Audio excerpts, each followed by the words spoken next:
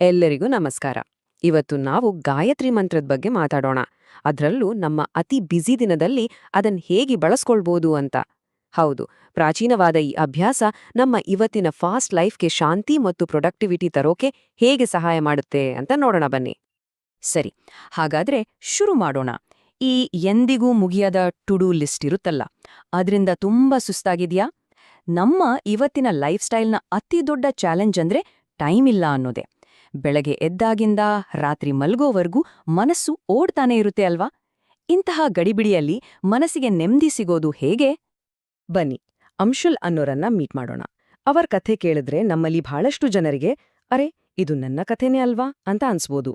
ಇವರೊಬ್ಬ corporate leader, successful, ಮಹತ್ವಾಕಾಂಕ್ಷಿ, ಎಲ್ಲವೂ ಸರಿ. ಆದ್ರೆ ಮನಸ್ಸು ಮಾತ್ರ ಯಾವಾಗ್ಲೂ ಚಂಚಲ. ಏನೋ ಒಂದು ಸಮಾಧಾನವೇ ಇಲ್ಲ, ಒಂದು ರೀತಿಯ ಕೊರಗು ಕಾಡ್ತಾನೆ ಇಟ್ಟು. ಇಲ್ಲೇ ನೋಡಿ, ನಿಜವಾದ ಸಮಸ್ಯೆ ಶುರುವಾಗೋದು. ಅಂಶುಲ್ಗೆ ಗಾಯತ್ರಿ ಮಂತ್ರದ ಶಕ್ತಿ ಮೇಲೆ ತುಂಬಾನೇ ನಂಬಿಕೆ ಇತ್ತು, ಆದ್ರೆ ಅದನ್ನ ಅಭ್ಯಾಸ ಮಾಡೋಕೆ ಟೈಮೇ ಇಲ್ಲ ಅಂತ ಅವರನ್ಕೋತಿದ್ರು. ಒಂದು ಕಡೆ ಆಧ್ಯಾತ್ಮಿಕವಾಗಿ ಏನಾದ್ರೂ ಮಾಡ್ಬೇಕು ಅನ್ನೋ ಆಸೆ, ಇನ್ನೊಂದ್ ಕಡೆ ಬಿಡುವೆ ಸಿಗ್ದ ಶೆಡ್ಯೂಲ್. ಈ ಹೋರಾಟ ನಮ್ಮಲ್ಲಿ ಎಷ್ಟೋ ಜನರದು, ಹೌದಲ್ವಾ? ಆದ್ರೆ ಈ ಒಂದು ಮಾತು ನೋಡಿ, ಇದು ಇಡೀ ಸಮಸ್ಯೆಯನ್ನೇ ಬೇರೆ ರೀತಿ ನೋಡಕ್ಕೆ ಸಹಾಯ ಮಾಡುತ್ತೆ. ಅತಿದೊಡ್ಡ ಸಂಪತ್ತು ಸಮಯ ಅಲ್ಲ, ಶಾಂತ ಮನಸ್ಸು. ವಾವ್! ಅಂದ್ರೆ ನಮ್ಮ ಫೋಕಸ್ ಇರ್ಬೇಕಾಗಿರೋದು ಟೈಮ್ ಹುಡುಕೋದ್ರ ಮೇಲಲ್ಲ, ಬದಲಾಗಿ ನಮ್ಮ ಮನಸ್ಸನ್ನ ಶಾಂತವಾಗಿಟ್ಕೊಳ್ಳೋದ್ರ ಮೇಲೆ. ಹಾಗಾದ್ರೆ ಇದಕ್ಕೆ ಸೊಲ್ಯೂಷನ್ ಏನು? ಇಲ್ಲಿ ನಾವು ಗಾಯತ್ರಿ ಮಂತ್ರವನ್ನ ಒಂದು ಧಾರ್ಮಿಕ ಆಚರಣೆಯಾಗಿ ಮಾತ್ರ ನೋಡಲ್ಲ, ಬದಲಾಗಿ ಆಧುನಿಕ ಜೀವನಕ್ಕೆ ಬೇಕಾದ ಒಂದು ಹೊಸ ದಾರಿಯಾಗಿ, ಒಂದು ವೈಜ್ಞಾನಿಕ ಸಾಧನವಾಗಿ ನೋಡೋಣ. ಅಂದ್ರೆ ಗಾಯತ್ರಿ ಮಂತ್ರ ಅಂದ್ರೆ ಬರೀ ಒಂದು ಪ್ರಾರ್ಥನೆ ಅಲ್ಲ, ಅದು ನಮ್ಮ ಆಲೋಚನೆಗಳನ್ನ ಸರಿಪಡಿಸಿ ನಮ್ಮ ಕೆಲ್ಸಗಳಿಗೆ ದಾರಿ ತೋರ್ಸೋಕೆ ಡಿಸೈನ್ ಮಾಡಿರೋ ಬುದ್ಧಿಯ ವಿಜ್ಞಾನ. ನಮ್ಮ ಥಿಂಕಿಂಗ್ ಪ್ರೋಸೆಸ್ ಅನ್ನೇ ರಿಫೈನ್ ಮಾಡೋ ಒಂದು ಟೂಲ್ ಇದ್ದ ಹಾಗೆ. ಇಲ್ಲೇ ನೋಡಿ, ಆ ಆಹಾ ಮೂಮೆಂಟ್ ಬರೋದು. ಹಳೆ ದಾರಿ ಏನಪ್ಪಾ ಅಂದ್ರೆ 1 ಗಂಟೆ ಕೂತು ಜಪ ಮಾಡೋಕೆ ಟೈಮ್ ಹುಡ್ಕೋದು. ಆದ್ರೆ ಹೊಸ ದಾರಿ ಏನ್ ಹೇಳುತ್ತೆ ಗೊತ್ತಾ? ಜೀವನದ ಸಹಜ ಹರಿವಿನಲ್ಲೇ ಈ ಸಾಧನೆಯನ್ನ ಸೇರಿಸ್ಕೊಂಡ್ಬಿಡೋದು. ಅಂದ್ರೆ ಇದಕ್ಕಾಗಿ ಅಂತ ಸೆಪ್ರೇಟ್ ಟೈಮ್ ಬೇಕಾಗಿಲ್ಲ. ಈ ಒಂದು ಸಣ್ಣ ಬದಲಾವಣೆ ಇದೆಯಲ್ಲ, ಇದು ದೊಡ್ಡ ಮಟ್ಟದ ಪರಿಣಾಮ ಬೀರಬಲ್ಲದು. ಸರಿ, ಹಾಗಾದ್ರೆ ಆ 5 ಪವರ್ಫುಲ್ ಮೊಮೆಂಟ್ಸ್ ಯಾವುದು ಅಂತ ನೋಡೋಣ. ಮೊದಲಿಗೆ ಮೊದಲ 2 ಕ್ಷಣಗಳ ಬಗ್ಗೆ ಮಾತಾಡೋಣ. ಇದನ್ನ ನಮ್ಮ ಶಕ್ತಿಯ ಕವಚ ಅಂತಾನೂ ಕರಿಬಹುದು.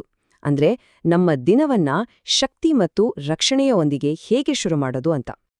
ಮೊದಲನೇ ಕ್ಷಣ, ಅದು ನಾವು ಕಣ್ಣು ಬಿಟ್ಟ ತಕ್ಷಣ, ಹಾಸಿಗೆಯಿಂದ ಇಳೋಕೂ ಮುಂಚೆ.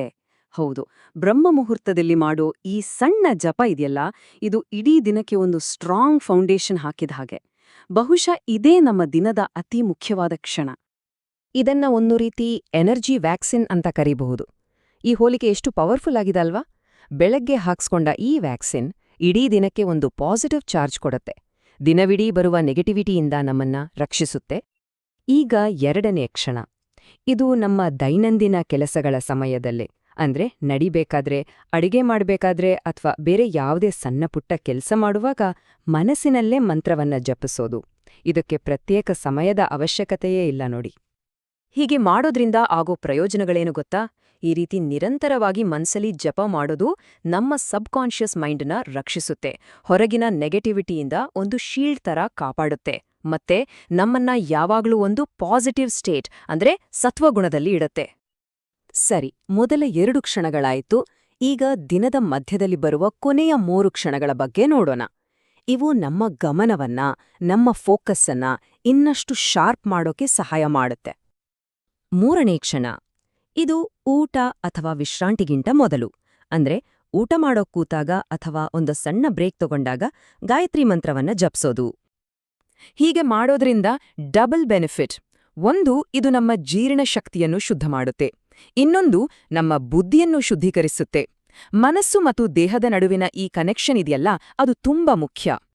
4ನೇ ಕ್ಷಣ, ಇದು ಯಾವುದೇ ಒಂದು ಇಂಪಾರ್ಟೆಂಟ್ ಕೆಲಸ ಶುರು ಮಾಡೋಕ್ಕಿಂತ ಮೊದಲು, ಒಂದು ದೊಡ್ಡ ಮೀಟಿಂಗ್ ಇರಬಹುದು, ಒಂದು ಪ್ರೆಸೆಂಟೇಷನ್ ಇರಬಹುದು, ಅಥವಾ ಒಂದು ಕಷ್ಟದ ಪ್ರಾಬ್ಲಮ್ ಸಾಲ್ವ್ ಮಾಡೋದಿರಬಹುದು, ಅದಕ್ಕೂ ಮುಂಚೆ 1 ಕ್ಷಣ ಮಂತ್ರವನ್ನ ಜಪಿಸೋದು.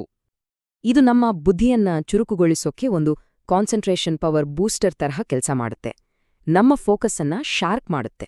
ಇಂಟ್ರೆಸ್ಟಿಂಗ್ ಅಂದ್ರೆ, ಇವತ್ತಿನ ಮಾಡರ್ನ್ ನ್ಯೂರೋಸೈನ್ಸ್ ಕೂಡ ಇಂಥ ಅಭ್ಯಾಸಗಳು ಏಕಾಗ್ರತೆಯನ್ನ ಹೆಚ್ಚಿಸ್ತವೆ ಅಂತ ಒಪ್ಪಿಕೊಳ್ಳುತ್ತೆ. ಮತ್ತು 5ನೇ ಅಂತಿಮ ಕ್ಷಣ. ಇದು ದಿನದ ಕೊನೆಯಲ್ಲಿ ಅಂದ್ರೆ ನಿದ್ದೆ ಮಾಡೋಕ್ಕಿಂತ ಮುಂಚೆ.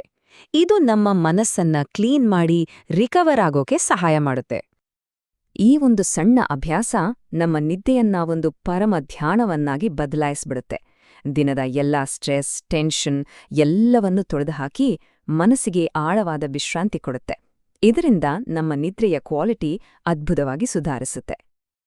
ಓಕೆ, ಈಗ ಈ 5 ಕ್ಷಣಗಳು ಯಾವುದು ಅಂತ ಗೊತ್ತಾಯ್ತು. ಆದ್ರೆ ಇದನ್ನ ನಮ್ಮ ಜೀವನದ ಒಂದು ಭಾಗವನ್ನಾಗಿ, ಒಂದು ಅಭ್ಯಾಸವನ್ನಾಗಿ ಮಾಡ್ಕೊಳ್ಳೋದು ಹೇಗೆ? ಯಾಕಂದ್ರೆ ಅದೇ ಅಲ್ವಾ ನಿಜವಾದ ಶಕ್ತಿಯ ಸೂತ್ರ? ಬನ್ನಿ ಒಂದ್ಸಲ ಕ್ವಿಕ್ ಆಗಿ ರೀಕ್ಯಾಪ್ ಮಾಡೋಣ. ಈ 5 ಹಂತಗಳನ್ನ ನೆನ್ಪಿಟ್ಕೊಳ್ಳೋದು ತುಂಬಾ ಸುಲಭ. 1. ಎಚ್ಚರವಾದಾಗ. 2. ಕೆಲಸದ ಸಮಯದಲ್ಲಿ. 3. ಊಟದ ಮೊದಲು. 4. ದೊಡ್ಡ ಕೆಲಸಗಳ ಮೊದಲು. ಮತ್ತು 5. ನಿದ್ರೆಯ ಮೊದಲು. ಇಷ್ಟೇ ನೋಡಿ, ಇವೇ ನಮ್ಮ ಶಕ್ತಿಯ ಮೂಲಗಳು. ಇಲ್ಲಿ ಒಂದು ಬಹಳ ಮುಖ್ಯವಾದ ಮಾತಿದೆ.